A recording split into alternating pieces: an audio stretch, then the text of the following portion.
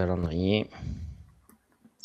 Donc voilà, donc faible calendrier et on ne revient pas dessus. Vendredi férié et par contre mercredi 17 juin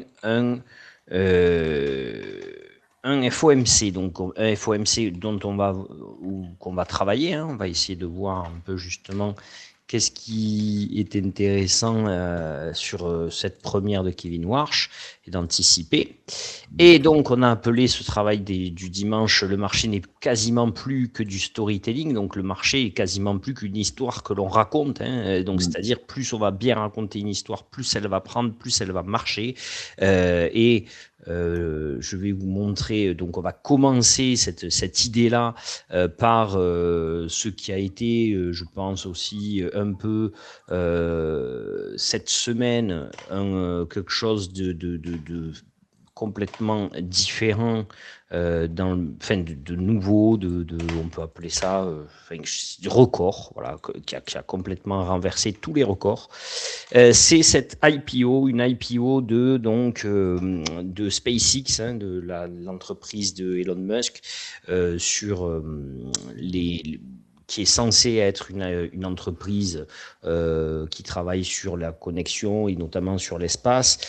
Si on dit SpaceX, tout le monde, c'est ce à quoi on va penser. Mais quand on regarde quand même les comptes de SpaceX et les dépenses et les investissements, etc., on se rend compte que essentiellement SpaceX a englobé Grok, Grok qui est l'intelligence artificielle de Elon Musk, et que donc les principales dépenses du groupe SpaceX sont dans l'intelligence artificielle. Donc, est-ce que c'est réellement juste de la connexion avec SpaceX ou est-ce que ça va plus vers de l'intelligence artificielle? On peut presque se le demander, mais en tout cas, les chiffres sont clairs et pour eux, c'est devenu de l'IA essentiellement. Donc, on avait un objectif sur un IPO, c'était de 75 milliards de dollars. C'est la plus grande IPO de l'histoire, de tous les temps, avec quand même donc cet objectif qui est 3 fois plus grand. Vous voyez, la dernière plus grande IPO de l'histoire, c'était Saudi Aramco, la société de pétrole. Et avant ça, c'était Alibaba. On a quand même des groupes comme SoftBank, comme Visa. Donc bon, forcément, c'était pas sur les 3 dernières années, mais voilà, Meta, Facebook, qui ont fait toutes ces IPO et on peut voir donc qu'on fait x3 par rapport au second, donc dans la liste Saudi Aramco qui est deuxième et qui avait fait un IPO à 25 milliards et là on a un IPO à 75 milliards, donc 3 fois plus important. Et ce qui est intéressant surtout à se poser comme question, c'est que quand même, toutes ces sociétés, que ce soit Saudi Aramco, que ce soit Alibaba, SoftBank, bien sûr, etc., toutes, quand elles ont fait, bon pas toutes parce que Meta non, mais en tout cas toutes les premières ici, et notamment les plus récentes, étaient sur des IPO les plus élevés de l'histoire, mais avec des sociétés qui dégageaient du bénéfice, avec des sociétés qui tournaient et des sociétés qui dégageaient du bénéfice. Saudi Aramco fait de l'argent et bénéficiaire. C'est une des plus grosses boîtes du monde, notamment dans le secteur du pétrole. Donc, ça génère du revenu. Et on a une société comme SpaceX qui fait 3 fois plus d'IPO donc lors de son introduction en bourse, qui a une projection de 3 fois plus grosse que Saudi Aramco, avec 5 milliards de déficit et donc aucun target de profit à l'horizon, du moins court terme. Donc on est vraiment sur le storytelling par excellence. Voilà, le Elon Musk à la Tesla qui lance une entreprise en bourse, qui ne gagne pas d'argent, qui gagne 0 revenu et qui donc fait la plus grosse IPO de l'histoire, mais pas de peu, puisqu'on parle de 3 fois plus que ce que produit une société positive. Voilà. Donc ça, c'est pour le premier point. Attendez, parce que le chat, il bouffe les câbles du PC. Donc voilà. Le deuxième point que je voulais mettre en évidence, c'est quand même donc, ici, c'est que la valeur donc, de l'IPO combinée sur 10 ans Donc ici, vous avez sur la gauche du graphique, en fait, toutes les IPO cumulées en valeur. Hein, ici, vous avez en bas du graphique les années, et sur le côté, c'est le nombre d'IPO qui ont eu lieu dans l'année. Donc on peut voir que, par exemple, en 2021, il y a eu pour 500 milliards d'IPO qui ont été réalisés, mais c'était une année où on a fait presque 200 IPO. Donc forcément, s'il y a énormément d'introductions, mais il y a ce cumul qui permet de doper. Et on se rend compte que ce qui est projeté, donc maintenant on va pouvoir le voir maintenant que c'est sorti, mais j'avais préparé ça avant, ce qui est projeté lors de cette IPO par SpaceX, c'est d'atteindre donc du coup, c'était d'atteindre les 75 milliards, hein, puisque c'était ce qui était proposé, mais en valorisation avec le bump qu'il y a eu puisque c'était 135 $ à l'ouverture de l'IPO, mais on a eu quand même une grosse progression, on est monté jusqu'à plus 30% dans la journée, on a atteint près de 1700 milliards de dollars sur la journée pour SpaceX. Donc ça veut dire que en fait SpaceX à lui tout seul combiné, hein, donc à lui tout seul en valeur, il est plus gros, il est plus lourd que toutes les IPO combinées depuis les 10 dernières années. C'est fou quand même. Donc ça veut dire que SpaceX à lui tout seul va représenter 1800 milliards de dollars, alors que si on cumule donc toutes les IPO des 10 dernières années en valeur, on n'arrive pas aux 1800 milliards que représente SpaceX, avec quand même des années où on faisait sur une seule année 200 IPO. Donc ça veut dire que là, à lui tout seul, il écrase complètement toute cette histoire comme ça d'IPO. Donc c'est là, on répète quand même l'idée, c'est que sur 2025, SpaceX, c'est 5 milliards de déficit, et sur le premier trimestre 2026, c'est 5 milliards de déficit. Donc, on peut quand même se poser la question. Là, c'est vraiment, je trouve, que c'était pour ça que je voulais démarrer en mettant ça en évidence, parce que c'est vraiment ce qu'on peut dire quand on parle du storytelling. On achète quelque chose qui, pour l'instant, en tout cas, n'existe clairement pas, puisqu'il va falloir rattraper ces 5 milliards de déficit avant de pouvoir peut-être un jour passer en positif.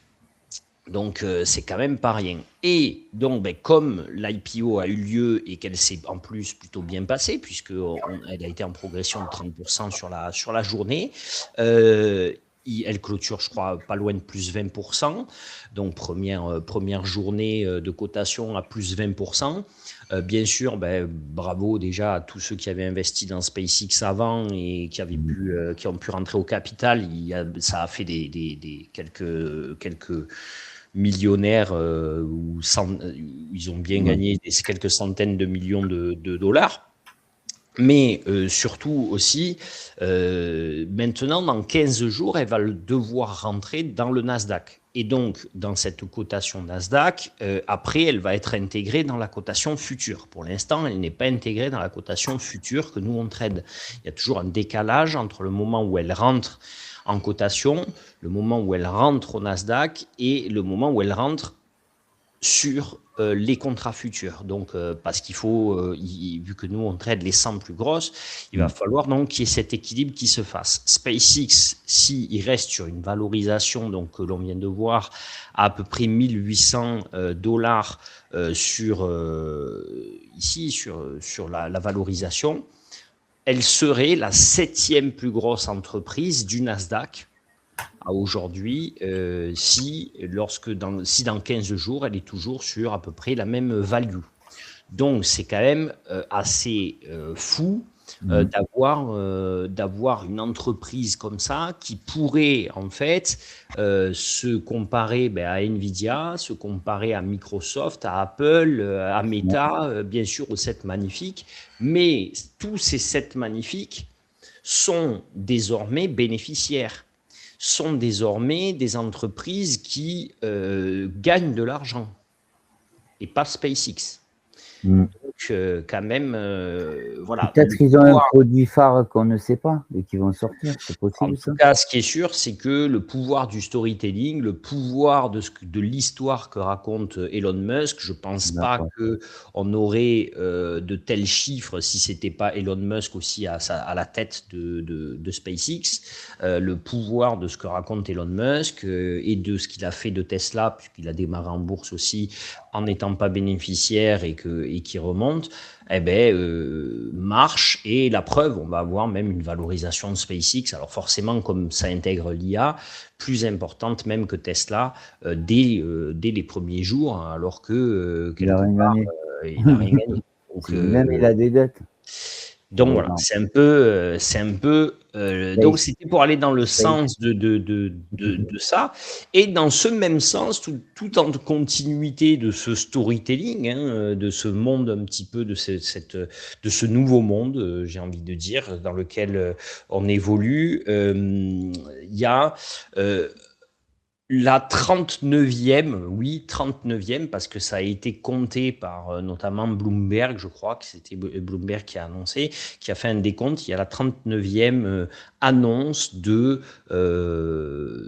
d'accord entre l'Iran et les États-Unis par Donald Trump vendredi. Donc, après avoir dit qu'il allait à nouveau raser l'Iran de la carte le jeudi, il a fini par finalement le soir se dire que ils avaient trouvé un accord.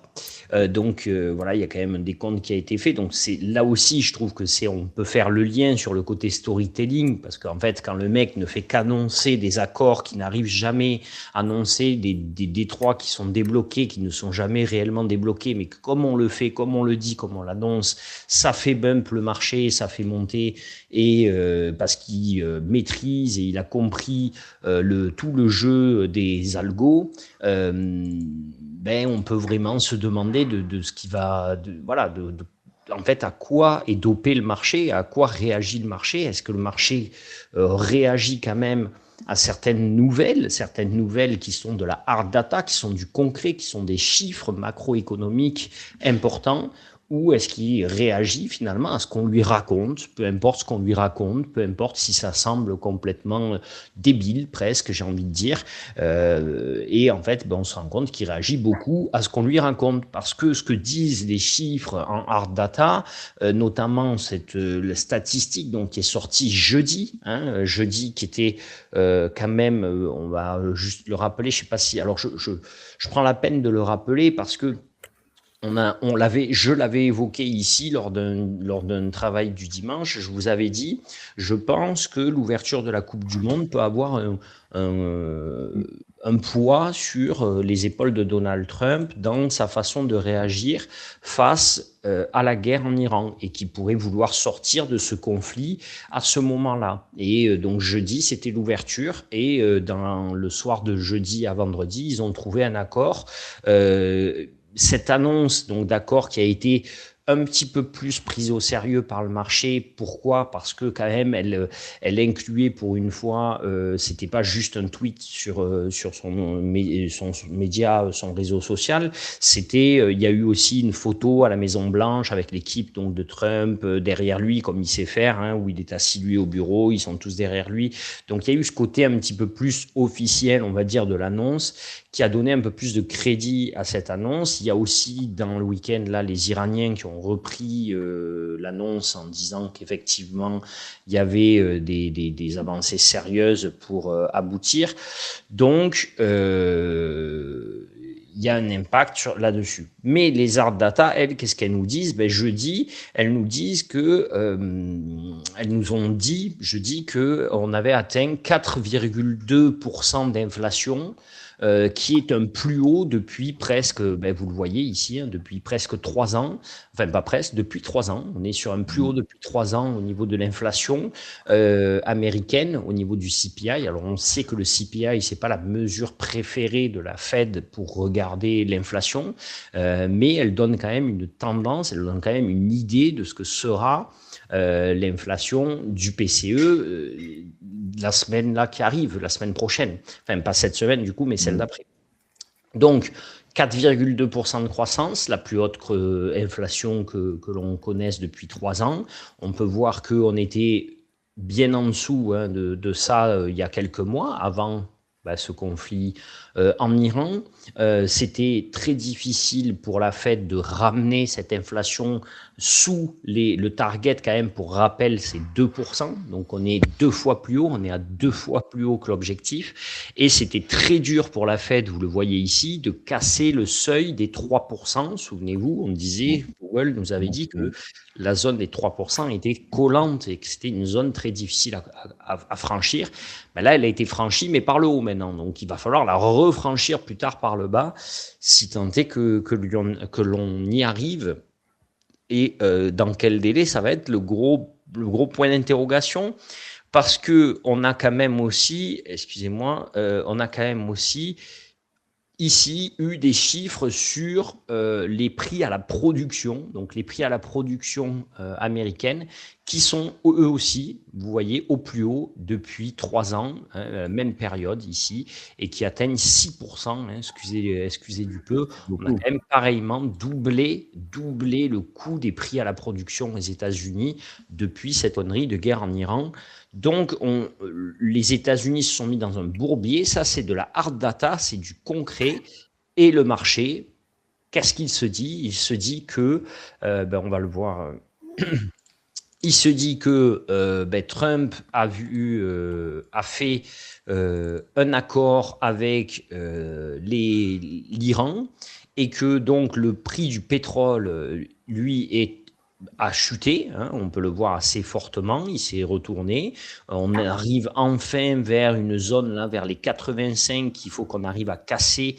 Ce serait c'est la zone clé un petit peu, c'est le plus bas ici. Vous voyez, on a réussi à casser le plus bas du mois précédent vers 90, et là maintenant on revient sur une zone clé ici que l'on avait testé vers les 85, où si on le casse, on pourrait revenir plutôt vers les $80, qui est une zone aussi assez normalement déjà tranche haute sur le marché quand tout va bien.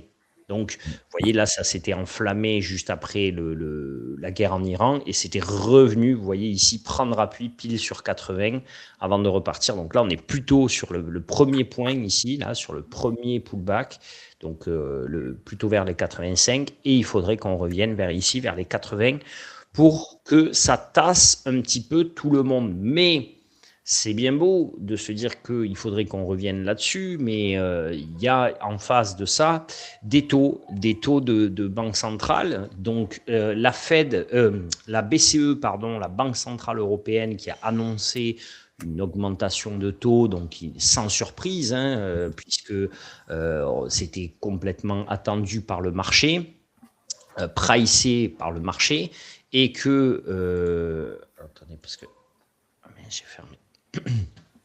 Et que donc du coup, on peut faire le lien avec ce que va devoir faire, ou ce que pourrait faire, ou ce que peut envisager de faire Kevin Warsh, le président de la Fed américaine, ce mercredi, puisque donc lui sera mis. Il présentera le FOMC ce mercredi, et donc pour la première fois. Donc, bien sûr, nommé par Trump et mis en avant par Trump, je comprends bien que il est attendu, il était pricé par le marché que Trump attend des baisses de taux, ça on le sait. Toutefois, on peut se dire quand même que Kevin Warsh, dans le contexte actuel, il ne peut pas vraiment parler de baisse de taux. On ne va pas pouvoir se mentir. On vient de le regarder ensemble. On a des chiffres d'inflation qui sont lourds à porter pour les États-Unis, qui sont 2 fois supérieurs à l'objectif, qui sont également on franchit le cap des 3%, qui était un cap qu'on souhaitait pas franchir, parce que ça avait été un cap dur à casser à la baisse. Donc du coup, on ne peut pas se dire que on va avoir qu'on va avoir une baisse de taux de la part de la Fed. Donc ça, c'est clair. Si on prend, si on a fait un statu quo au niveau des Européens, c'est parce qu'on a toujours cette idée d'attente de la part de Trump d'une résolution de conflit. Mais aux États-Unis, on peut voir que les taux, quand même, eux, sont toujours, les taux notamment à 10 ans, sont toujours assez proches, vous voyez, des 4,50. Donc sur l'annonce, regardez, on était plutôt vers les 4,55, 4,58, hein, plus haut de la semaine, plus haut du mois, et ici, semaine précédente, vers les 4,55. Hein, donc on était plutôt sur une tranche haute, élevée, et donc dès l'effet d'annonce d'accord de résolution de conflit, on va dire, boum, on a eu un drop, on est venu tester le plus bas du mois, tester donc bien sûr le plus bas de la semaine précédente, du mois précédent, etc. Donc à 4,45 pour finir plutôt vers les 4,50. Donc on est sur un marché obligataire qui quand même est plutôt en baisse actuellement depuis cette annonce. Et pourquoi ça va bloquer la Fed? Parce que, ok, il est plutôt en baisse, mais il reste tellement plus haut, tellement bien plus élevé que, vous voyez ici le plus bas du mois précédent qui était à 4,33, qu'il ne va pas pouvoir envisager de baisse de taux tant que au moins le marché obligataire n'a pas accompagné réellement cette résolution de conflit. Et donc, pour que le marché obligataire puisse à un moment donné accompagner cette résolution de conflit, il va falloir donc deux choses, c'est que le conflit s'acte non pas que par des mots, mais par un document, aussi par des actes, comme on va pouvoir dire au sens large, mais aussi que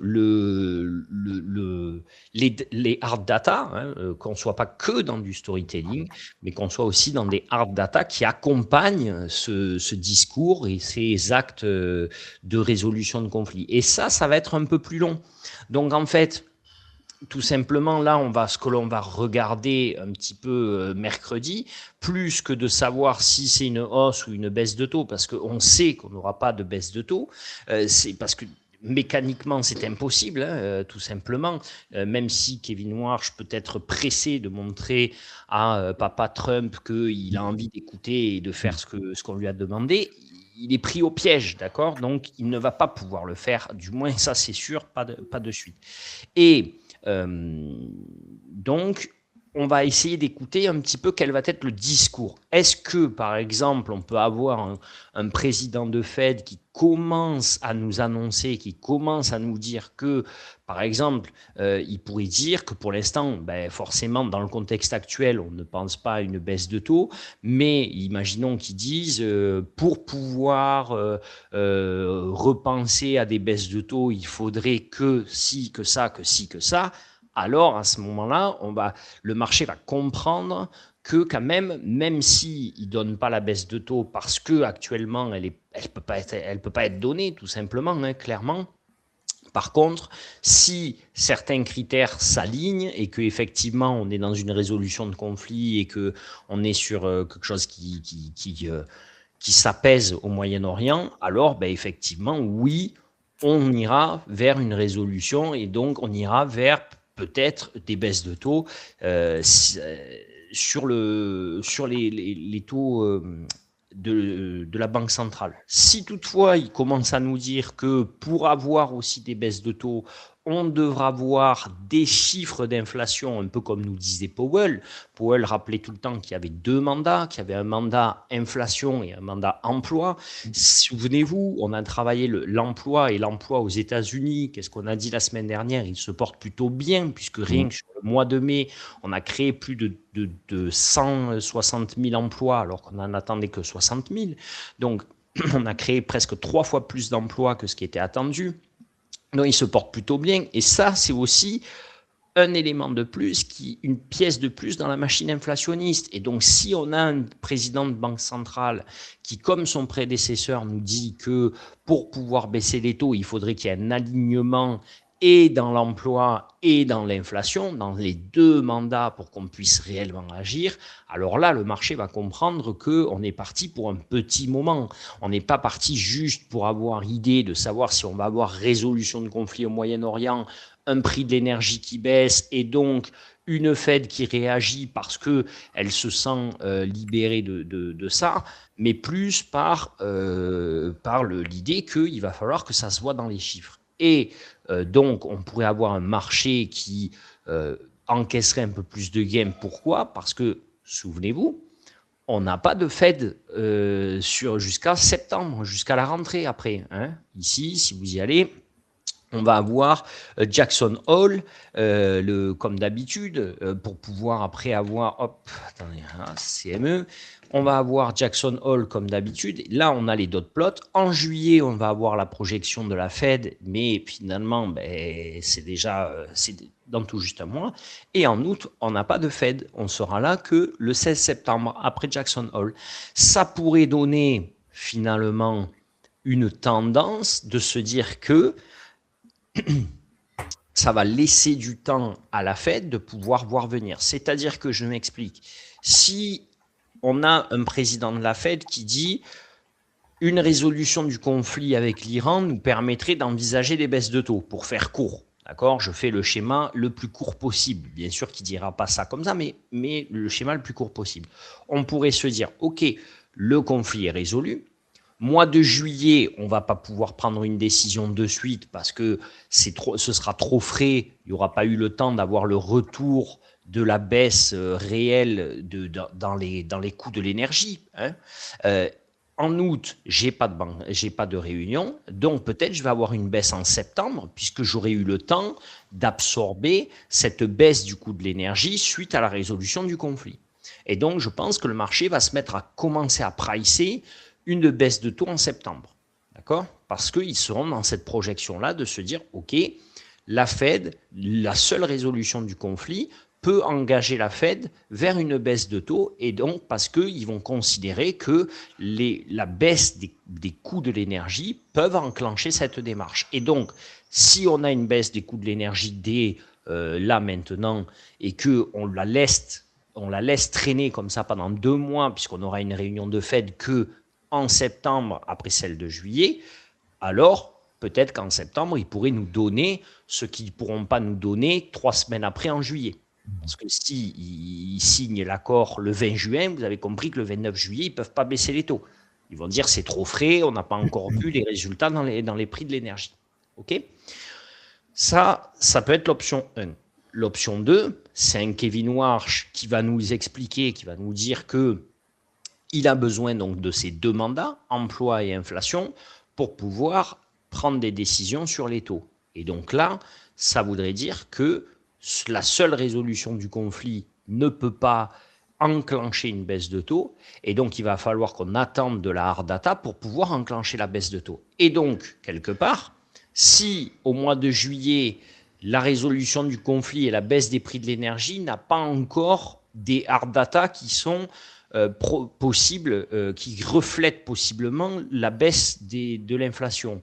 Si au mois d'août, j'ai pas de Fed et que j'arrive au mois de septembre, finalement, avec le contenu de juillet et de août, est-ce que réellement l'inflation aura baissé au point de pouvoir enclencher une baisse de taux par la Fed sans avoir la sensation de remettre un peu de huile sur le feu? Là, on c'est moins sûr. Là, c'est moins sûr. Et peut-être qu'on attendrait du coup octobre. OK? Et donc, si on attendrait du coup octobre, dans ce discours-là, du coup, le marché serait obligé, vous voyez, octobre, on l'aurait le 28, et donc là, le marché serait quelque part un peu plus obligé d'anticiper un statu quo plus longtemps, plus longtemps que dans l'option 1.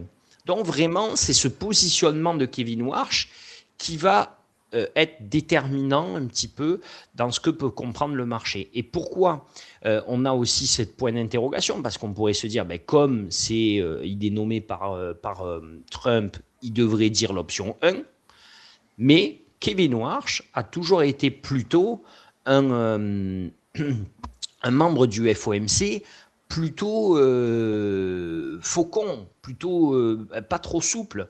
D'accord? Il n'a pas la réputation d'être quelqu'un qui baisse les taux facilement, en fait.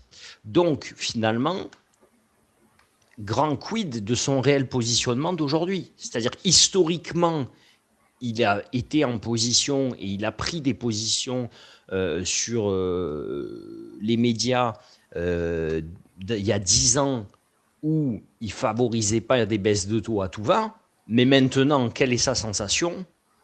Là, 10 ans après, comment savoir? D'accord? Peut-être il fera comme Powell, il n'écoutera pas après Trump et il fera que pour On la le Fed. saura mercredi. On le saura mercredi dans son discours. Si dans son discours mercredi, il nous dit que seule la résolution du conflit peut amener des baisses de taux, ça voudra dire que il considère qu'il est plutôt dans les propos de Trump. Si mercredi, il nous dit qu'il attend d'avoir des signaux d'inflation sur ces deux mandats, emploi et inflation, alors il sera plutôt dans la case Powell, dans la continuité de Powell. On a un autre aspect, c'est que en plus de ça, du coup, viendra s'ajouter un petit peu, on a vu les résultats des entreprises et on a vu qu'il commence à y avoir, notamment avec Oracle, un discours un petit peu, un poil différent. C'est-à-dire que, sans faire trop long là-dessus, mais ça peut avoir un impact pour l'idée de prise de bénéfice, pour l'idée de dire, bah, OK, tant qu'on n'est pas dans quelque chose qui va lancer le marché réellement avec des baisses de taux, justement, et avec une rotation peut-être sectorielle, moins d'argent, moins de taux élevés au niveau de l'emprunt américain, je peux peut-être aller un peu plus vers de l'encaissement de bénéfices. Pourquoi? Parce qu'on a des entreprises comme Oracle qui ont présenté des résultats d'entreprise qui sont certes bons, un petit peu aussi comme Broadcom, mais qui nous ont dit pour la première fois, en fait, ces entreprises-là, qui étaient des gros CAPEX, étaient la représentation de l'économie en cas. L'économie en cas, c'était cette économie massive d'investissement lourd. Et en fait, jusqu'à maintenant, ils disaient, notamment comme Nvidia, ils disaient, ben, OK, ce qu'on va faire, c'est que pour pouvoir garantir un certain seuil de prix, de price action par rapport aux earnings, ce que l'on va faire, c'est qu'on va brûler des actions. On ne va pas revendre. Il y a des actions qu'on on revend pas, on rachète en fait quelque part. On fait du rachat d'actions. Donc du coup, l'entreprise elle-même avait cet investissement pour maintenir un prix d'action élevé pour pouvoir conserver ce ratio-là, pour pouvoir écraser ce ratio-là et le maintenir un petit peu par rapport aux earnings, puisqu'ils savent qu'ils ont besoin d'investissements massifs par rapport finalement à ce qu'ils vont réellement dégager comme bénéfice. Et donc ça rassurait les investisseurs parce qu'ils se disaient, bah, OK, en fait, moi, j'y vais, mais l'entreprise elle va dans le même sens. Vu qu'on brûle de l'action, vu qu'il y a des actions qu'on fait disparaître, ben, du coup, ça crée cette locomotive qui tire l'action vers le haut. Et maintenant, on est plutôt dans une position par ces capex, par ces investisseurs, par ces sociétés-là, de dire que, en fait, finalement, on va augmenter le nombre d'actions disponibles. Et donc, au lieu de racheter des actions, on va mettre à disponibilité des actions pour appeler plus d'investisseurs. Et donc là, en fait, on va plutôt écraser le prix de l'action et donc tirer une élasticité entre le prix entre le PE forward, en fait, entre le price et earning des entreprises. Et donc, en fait, ça peut appeler à une certaine prise de bénéfice par certains investisseurs. Et c'est pour ça aussi qu'on a eu un effet un petit peu plus, sans parler de cataclysme, mais un effet un petit peu plus aussi de dynamique baissière sur les marchés au fur et à mesure depuis Broadcom et Oracle qui sont sortis.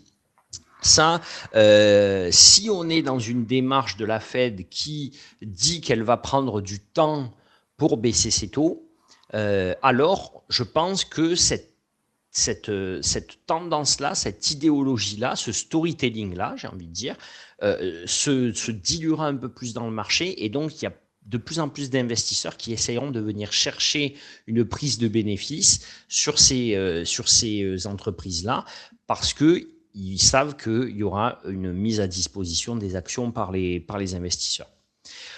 Voilà, donc qu'est-ce qui peut se passer cette semaine ? sur le graphique si c'est assez clair pour vous au niveau de ce que l'on a vu donc dans le storytelling. On part de SpaceX, storytelling Pardon. énorme sur SpaceX avec donc des records historiques fous atteints. Le storytelling de Trump, hein, qui nous annonce, donc, je sais plus, je crois que c'est Bloomberg qui a fait un décompte.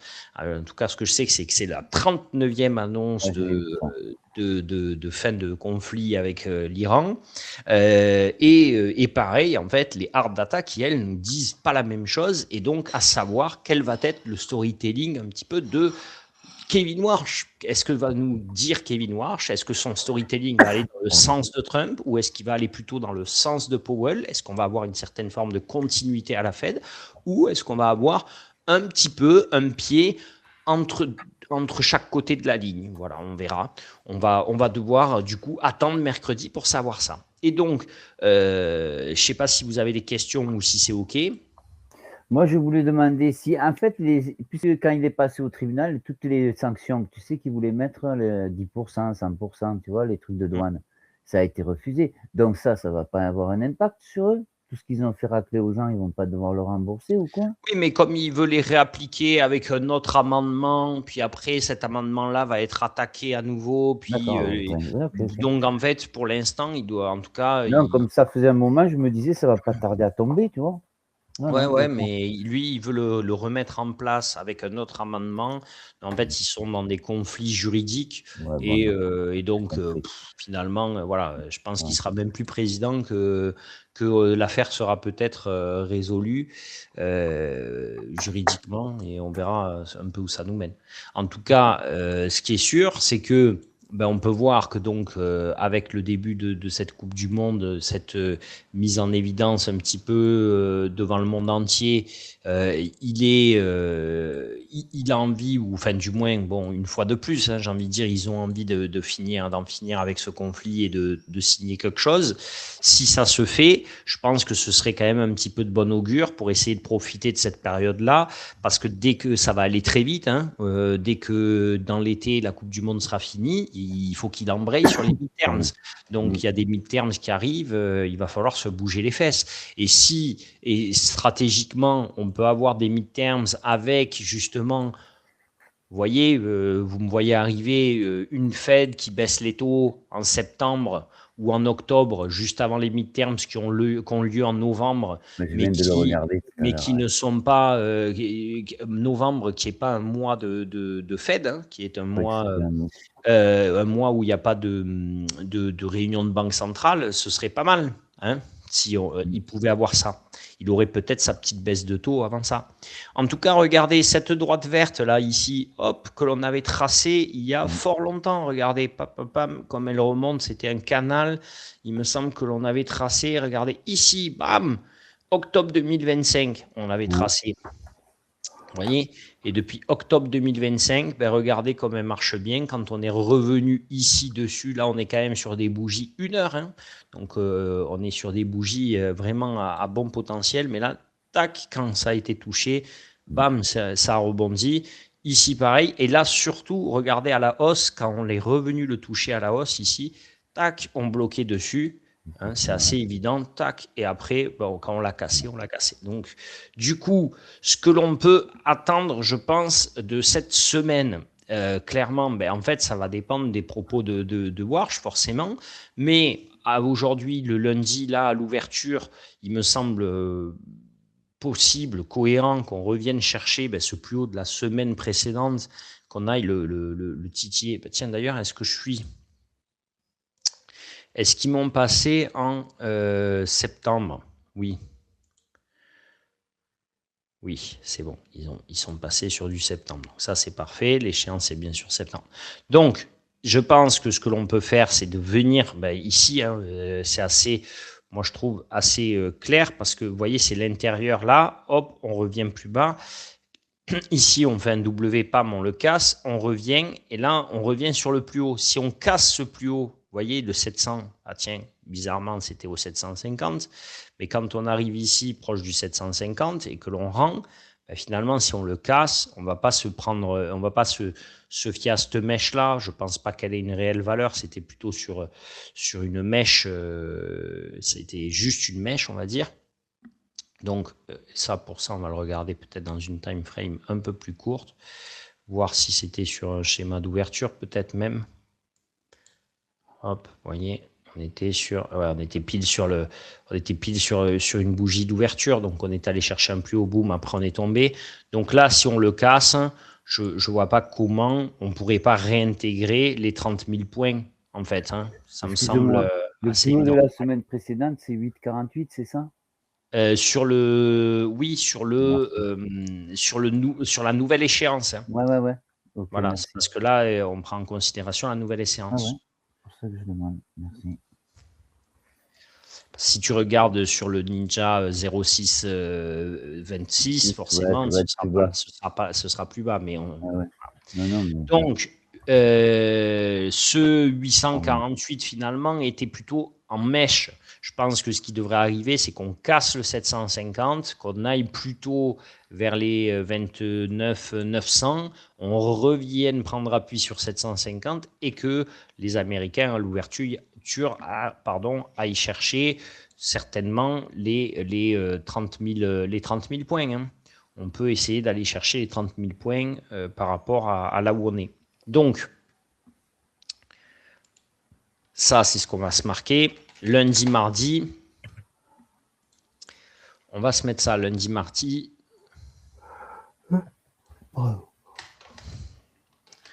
Zone défensive, moi je vais mettre 29 750.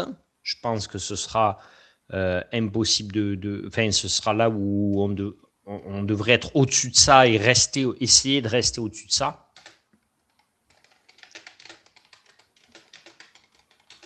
En attendant la Fed. Hein. Parce que de toute façon, des chiffres, on n'en a pas.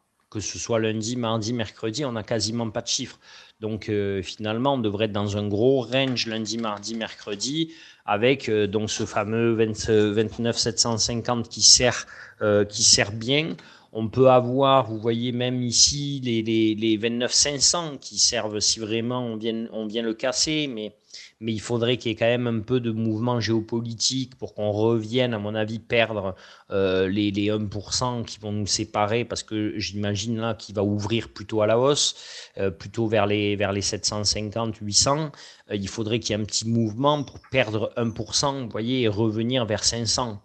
Donc, je l'imagine mal sans géopolitique revenir vers 29 500. Je pense que le 750 fera le job et qu'on devrait être par là, même le 700, sur une zone défensive proche, quoi, vers 680, 700.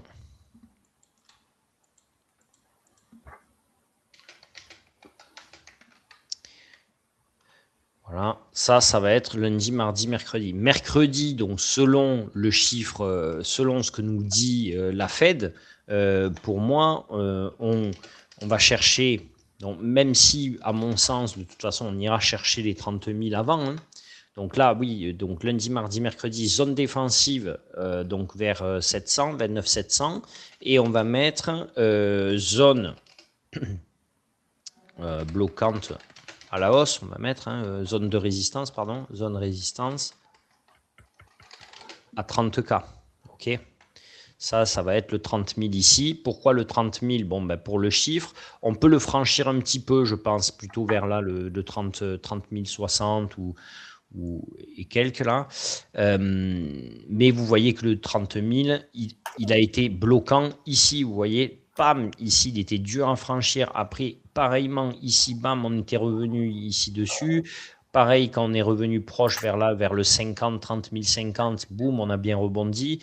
Donc, on est quand même ici entre 30 000 et 30 050 dans une zone qui devrait pas être facile à franchir non plus. Et regardez ici, qu'est-ce qui s'était passé? On avait touché 30 000 ici, ça c'était le 25 mai, hein. On avait touché 30 000 ici, et regardez, hop, à la baisse, on était venu chercher quoi? Pile 750, et hop, on était reparti chercher 30 120. Ok? Donc là, on a vraiment, ça c'est ce que je pense qu'on va faire en fait. Clairement, vous voyez, on est ici. Pour moi, on va ouvrir, on ira chercher les 30 000, on va revenir sur 750 et hop, on repartira chercher plus haut. OK?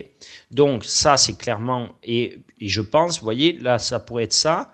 Hop, aller chercher, pourquoi pas, un 30 150. Et pareil, regardez, ils étaient encore revenus sur le 750, là, 760, le jeudi, par rapport au lundi. Vous voyez? Donc, ça, on peut faire ça d'ici entre lundi et mercredi pour la Fed, quoi, en fait. OK? Ouais. Voilà. Donc, ça, on va se l'écrire. Donc, 30 000. Et donc, mercredi, on va chercher les 30 000 possibles. Test au-dessus jusqu'à 30 150. Donc là, j'ai mal à l'imaginer aller plus haut. Et jeudi, selon la Fed, selon la Fed, ce qui a été dit, je ne peux pas le deviner. Donc, soit de toute façon, là, on va plutôt rester comme... parce que, alors, souvenez-vous, ce qui se passe souvent en période de Fed, c'est qu'on peut avoir une percée, on peut percer jusqu'au 30 150, et le jeudi, on peut revenir à 29 750 ou 29 500, 600 là, parce que finalement, ils intègrent ce qui a été dit et ils comprennent, c'est pas qu'ils n'ont pas compris le mercredi, mais c'est que souvent, le jeudi, on va un petit peu dans le sens inverse de la Fed, en fait. Ouais. Donc,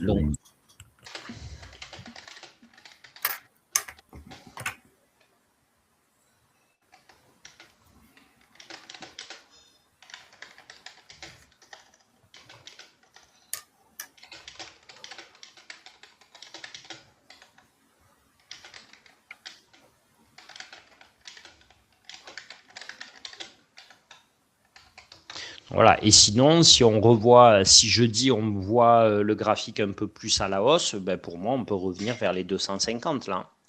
Voilà. Ce qui ne serait pas 200, 250, ce ne serait pas non plus hyper déconnant. Voilà. Vendredi, c'est férié, donc ce sera très bien. Voilà tout. Est-ce que c'est OK pour tout le monde? Ouais, ça me va très bien. Merci. Super.